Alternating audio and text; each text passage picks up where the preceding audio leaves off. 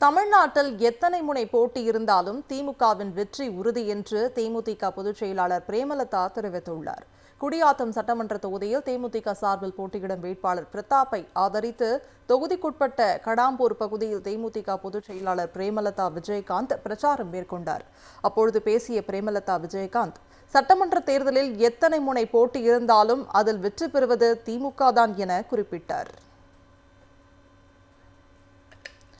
முன்னதாக வேலூர் மாவட்டம் குடியாத்தம் சட்டமன்ற தொகுதி மதசார்பற்ற முற்போக்கு கூட்டணியில் போட்டியிடும் தேமுதிக வேட்பாளர் பிரதாப்பை பிரேமலதா விஜயகாந்த் பேரணாமட்ட பேருந்து நிலையம் உள்ளிட்ட பகுதிகளில் பிரச்சாரத்தில் ஈடுபட்டார்.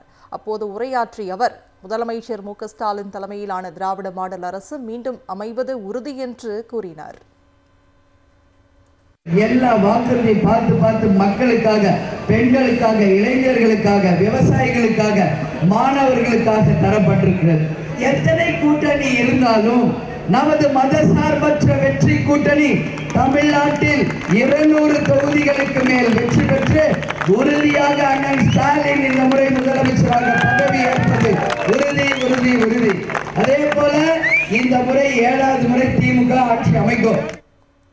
பாஜகவுடன் கூட்டணி அமைத்து ஜெயலலிதாவுக்கு எடப்பாடி பழனிசாமி துரோகம் இழைத்துள்ளார் என்று விடுதலை சிறுத்தைகள் கட்சி தலைவர் தொல் திருமாவளவன் விமர்சித்துள்ளார்.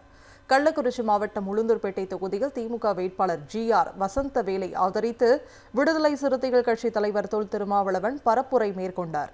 அப்போது பேசிய அவர், அரசமைப்பு சட்டத்தை பாதுகாக்க திமுகவுடன் கூட்டணி அமைத்திருப்பதாக கூறினார்.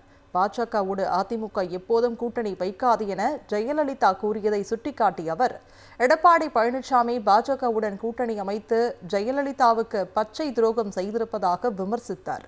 தமிழ்நாட்டில் பாஜக கால் ஊன்ற எடப்பாடி பழனிசாமி சிவப்பு கம்பளம் விரித்திருக்கிறார் என்று குற்றஞ்சாட்டிய திருமாவளவன், பாஜகவிற்கு துணை போக்கும் அதிமுகவை விரட்டியடிக்க திமுக கூட்டணியை மாபெரும் வெற்றி பெற செய்ய வேண்டுமென்று கேட்டுக்கொண்டார்.